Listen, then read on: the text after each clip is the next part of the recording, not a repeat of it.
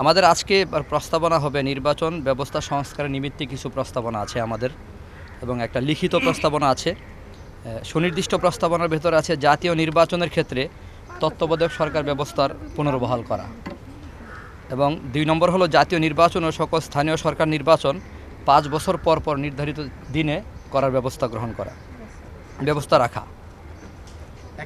না আসছে আমাদের ৩ নম্বরে যে জাতীয় স্থানীয় সরকার নির্বাচন বিভাগীয় বন্টনে প্রত্যেক বিভাগে ভিন্ন ভিন্ন তারিখে করা, যেন নির্বাচন অবাধ, সুষ্ঠু, নিরপেক্ষ হয়, সর্বোচ্চ রকমের নির্বাচন ফেয়ার হয়, এবং নির্বাচনে প্রার্থীদের ন্যূনতম একটা শিক্ষাগত যোগ্যতার ব্যবস্থা রাখা। সেটা সরকার সিদ্ধান্ত নেবে কতটুকু হতে পারে। জনপ্রতিনিধি হিসেবে যিনি থাকবেন, নির্বাচিত হলে রাজনৈতিক দলের নীতি নির্ধারণী সদস্য হিসেবে তিনি থাকতে পারবেন না। দ্বৈত নাগরিকত্ব থাকলে নির্বাচনে অংশগ্রহণের সুযোগ না রাখা। এমপিওভুক্ত শিক্ষা প্রতিষ্ঠানের শিক্ষকের নির্বাচনে অংশগ্রহণের সুযোগ না রাখা, এবং সরকারি চাকরিজীবী অবসর গ্রহণের ৩ বছর পর নির্বাচনে অংশগ্রহণ করতে পারবে, এরকম সিদ্ধান্ত রাখা। আর কিছু কথা আমার সদস্য সচিব। অন্যদিকে প্রত্যেক জনপ্রতিনিধির দাখিলকৃত সম্পদ বিবরণী সময়ে সময়ে আবশ্যিকভাবে মনিটরিং এবং নিরীক্ষা করা, সেটা প্রতি বছরই হতে পারে। জাতীয় সংসদ সদস্যগণের রাষ্ট্রের স্বাধীনতা, সার্বভৌমত্ব ও জাতীয় নিরাপত্তা রক্ষার উদ্দেশ্যে দলীয় সিদ্ধান্তের বাইরে থেকে মতামত ব্যক্ত করার সুযোগ থাকা এবং ভোটাধিকার প্রয়োগ করার সুযোগ থাকা দরকার। কোনো ভোটার তার নির্বাচনী এলাকার বাইরে অবস্থান করলে, এমনকি প্রবাসে থাকলেও ভোটিংয়ের মাধ্যমে ভোটাধিকার প্রয়োগ করার সুযোগ সৃষ্টি করা। ভোট কেন্দ্রে সঠিক ভোটার যাচাইয়ের ক্ষেত্রে অনেক সময় ভুয়া ভোটার যায়, একজনের ভোট আরেকজন দেয়, সেক্ষেত্রে বায়োমেট্রিক পদ্ধতি ছাড়া ফেস ডিটেক্টর এবং আইরিস ডিটেক্টর এর ব্যবস্থা করলে লোকটিকে চেনা সহজ হবে, তাহলে সঠিক ব্যক্তি সঠিকভাবে ভোটটি দিতে পারবে বলে আমরা মনে করি। নির্বাচনী বিরোধ নিষ্পত্তির ক্ষেত্রে বিশেষ ট্রাইব্যুনালের মাধ্যমে সর্বোচ্চ ৩ মাসের মধ্যে বিরোধ নিষ্পত্তি করা, যদিও এটি আইনে আছে কিন্তু বাস্তবে কার্যকরতে ৫-৭ বছর এটাকে ডিলে করতে দেখি আমরা। নির্বাচন কমিশনকে পরাধীনতার শৃঙ্খল থেকে মুক্ত করতে হবে।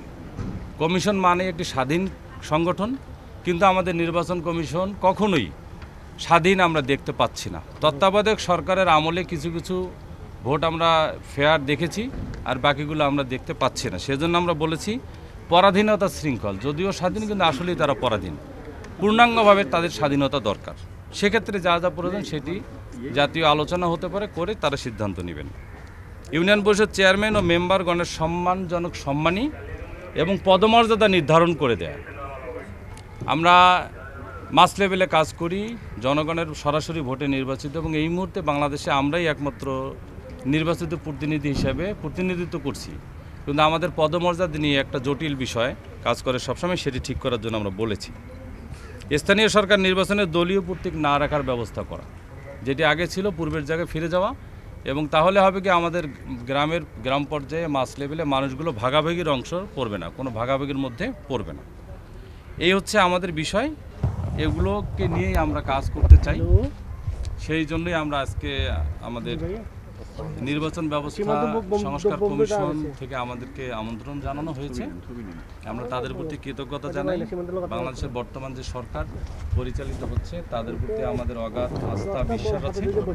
সেটিকে রেখে আমরা সবার সঙ্গে নতুন সূর্যোদয়ের যে বাংলাদেশের লক্ষ্যে আমাদের তরুণরা যে বিপ্লব ঘটিয়েছে সেটির সঙ্গে আমরা থাকতে চাই, এই আশাবাদ ব্যক্ত করছি। এবং সেই সঙ্গে আপনাদের মাধ্যমে জানাতে চাই, আমরা চেয়ারম্যানরা এখন যারা আছি প্রায় 65% চেয়ারম্যান হচ্ছে স্বতন্ত্র ভোটে নির্বাচিত, এবং আমরা যখন চেয়ারম্যান ইলেকশন করেছিলাম তখন প্রায় 82% ভোটে এই ইলেকট্রনিক মিডিয়া, প্রিন্ট মিডিয়ার মাধ্যমে জানতে পারি যে আমাদেরকে আজ অপসারণ করা হচ্ছে। এখনও 2 বছর আছে, আমরা 2 বছর পূর্ণাঙ্গ মেয়াদ কমপ্লিট করার সুযোগ যেন দেওয়া হয়, আমাদের যেন সাংবিধানিক অধিকার থেকে বঞ্চিত করা না হয়। এটি বঞ্চিত হলে সারা বাংলাদেশে গ্রাম পর্যায়ের সাধারণ মানুষের আশ্রয়স্থলে আর কোনো জায়গা থাকবে না।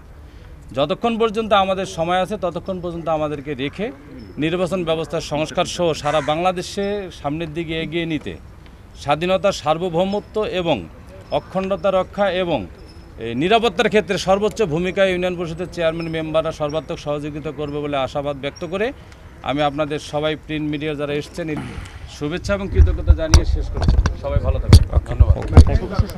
কাগজ দেন তো। আপনারা কি সবার চেয়ারম্যান ফোরাম আমরা এটা সবাই বড় এবং শক্তিশালী নাম।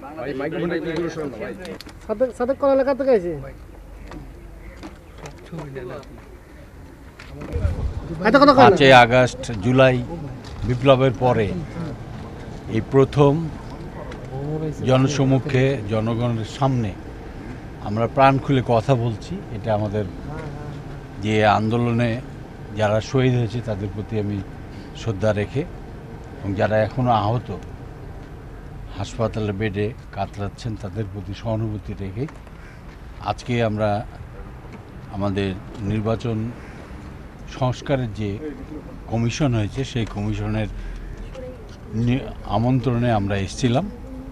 আমরা ইউনিয়ন পরিষদ, উপজেলা পরিষদ, সিটি কর্পোরেশনের নানাবিধ প্রতিনিধিরা আমরা অংশগ্রহণ করেছি। আমরা মতামত দিয়েছি যে একটা অবাধ, সুষ্ঠু, নিরপেক্ষ নির্বাচনের কিভাবে করা যায় সেটি ইতিমধ্যেই আমাদের লিপিবদ্ধ আছে নির্বাচন কমিশনের বইয়ে এবং আমরাও জ্ঞাত এবং পরিবেশটা চাই। আমরা চাই যে অবাধ, সুষ্ঠু, নিরপেক্ষ নির্বাচনের জন্য যে নির্বাচন কমিশন গঠন হবে সেই নির্বাচন কমিশন আগামীতে নির্বাচনের দায়িত্ব পালন করবে। আমরা চাই নির্বাচন কমিশনের এই মহাযজ্ঞকে পরিচালনা করার জন্য নির্বাচন কমিশন তারা স্কিল অর্থাৎ পরিপক্কতা অর্জন করবে এবং সেই অর্জনের মধ্য দিয়ে জনগণের মধ্যে একটা ব্যাপক সাড়া নির্বাচন যদি 5 বছর পর পর হয় তাহলে জনগণের মধ্যে সহানুভূতি, সহনশীলতা, ঐক্যমত, রাষ্ট্রীয় ঐক্যমত, সামাজিক ঐক্যমত সব কিছু সৃষ্টি হবে। সিটি মেয়র হিসেবে সাবেক এবং যে আমরা সবাই যে আমরা সকলে যেন অল্প সময়ের মধ্যে আমরা ভোট প্রয়োগ করতে পারি। আমরা নির্বাচন কমিশনকে আরও শক্তিশালী দেখতে চাই, যেটার মধ্য দিয়ে আগামীতে রিটার্নিং অফিসার যেন নির্বাচন কমিশনের কোনো যারা ডিভিশনাল দায়িত্বে আছে তারা নিতে পারে, থানা যারা দায়িত্বে আছে তারা নিতে পারে, কোনো টিওনো বা ডিসিকে আমরা দায়িত্ব দিতে চাই না। স্থানীয় সরকারের কথা বলছেন। স্থানীয় সরকারের আর জাতীয় পর্যায়ের যে নির্বাচন হবে সেটি তো জাতীয় সরকার নির্বাচিত করবে। সেইটা নিয়ে আমরা সমস্ত নির্বাচন কমিশনকে আমরা বলতে চাই যে বিচার বিভাগ বাদবাকি যে প্রশাসন আছে সবাই নির্বাচন কমিশনের নিয়ন্ত্রণে থাকে। মানে আপনি দ্রুত কি চাচ্ছেন, স্থানীয় সরকার নির্বাচনটা দ্রুত চাচ্ছেন? না, আমরা এখনও পরিবেশ আসেনি। পরিবেশ আসলেই আমরা বলেছি যে নির্বাচনটা স্থানীয় এবং জাতীয় নির্বাচন কিভাবে একসাথে করা যায় বা অল্প সময়ের মধ্যে করা যায় সেটি। এখন যেহেতু স্থানীয় সে একটা অভ্যুত্থানের মধ্য দিয়ে ঘটেছে। আজকে ছাত্র জনতার বিপ্লবের মধ্য দিয়ে এই পরিস্থিতি সৃষ্টি হয়েছে, এইটুকু আমাদেরকে মেনে নিতেই হবে। আজকে যেটুকু আমাদের অভাবগ্রস্ত হচ্ছে বা আমরা চারিত্রিক সনদ পাচ্ছি না, জন্ম সনদ পাচ্ছি না, এটা আন্দোলনের দীর্ঘ 18 বছরের যে অত্যাচার, নির্যাতন, নিপীড়ন, নিষ্পেষিত ভোট ছাড়া বাংলাদেশ, সেই বাংলাদেশে এটা আমাদের কাছে এমন কিছু ব্যাপার নয় আমি মনে করি। মানে কোন ইলেকশনটা আগে হওয়া উচিত, স্থানীয় না জাতীয়? এটা সময়ই বলবে। মানে আপনার কোনো আমরা প্রস্তাব দিই, আমরা বলেছি যে যত তাড়াতাড়ি নির্বাচন করা যায়। আমরা বলেছি যে হ্যাঁ, যে জাতীয় নির্বাচন এবং স্থানীয় নির্বাচন যত তাড়াতাড়ি করা যায়।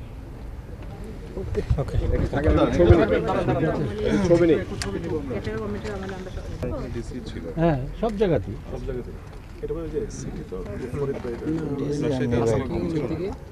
রাজশাহীতে আঞ্চলিক ছিল না? আঞ্চলিক আছে না, না বিভাগ কমিশন না, ডিসি ছিল রিটার্নিং অফিসার, ডিসি। মানে লোকাল ইলেকশনগুলোতে আমরা দেখি যে সিটি না না, স্থানীয় এবং সিটি দুইটাই ছিল। ডিসি স্থানীয় ছিল, জাতীয় নির্বাচনও ছিল। না, জাতীয় নির্বাচন তো ডিসি থাকে, কিন্তু সিটি ইলেকশনগুলোতে বেশিরভাগ আমরা দেখেছি যে যারা আঞ্চলিক না, আমার 18 নির্বাচনে ছিল। আচ্ছা, আপনার ওখানে হতে ছিল। হ্যাঁ। ঠিক আছে, ওকে। সার্কেলটা কে নেন স্যার? আমি সর্বপ্রথমেই বলতে চাই যে 5 তারিখে যে আমাদের শহীদ হয়েছে, আমাদের ছাত্র জনতা যারা শহীদ হয়েছে এবং স্মরণ করি, এবং যারা আহত হয়েছে তাদের সুচিকিৎসা, একটা বিপ্লবের মধ্যে দিয়ে এসব হয়েছে। একটা মারাত্মক একটা ঘটনা ছিল এই বাংলাদেশের ইতিহাসে, সারা পৃথিবীর ইতিহাসে। তো আমাদের যে কাঠামোটা, এর মধ্যে জনপ্রতিনিধি যারা আছে, এর মধ্যে বিশেষ করে আমরা বলেছি একটা কথা, অনেকে এটা একমত হয়েছে যে শিক্ষাগত যোগ্যতার একটা বিষয়। শিক্ষাগত যোগ্যতা যেন অবশ্যই যেন, যেহেতু একটা সনদ দিতে হয়, সেই সনদটা একটা গ্র্যাজুয়েট ছাড়া হয় না।